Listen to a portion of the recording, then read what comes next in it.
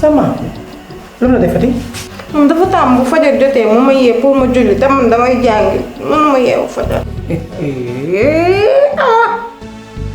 ay aw war nga toog sa ruq man la kan de. yaa amul loolu de. yow sa maam bu la yeewul fajar nga dem julli ji kañ nga koy tàmm. yaa man mënuma yeewu 8 heures di jàngi bëgg mu ma yee chaque 8 heures fajar di ma yee 10 heures fajar du ma nelaw man tamit. lan la bëgg moom waaye man xam naa lu ma xëy damay bàyyi mu génn rek ma tëj bunt bi. awa daa mel ni déggoo sa communication yow lii may def di segg café yow yaa waroon na teel a yeewu segg café gi fobeere ëtt bi raxas ndab yi soog a dem jàngi.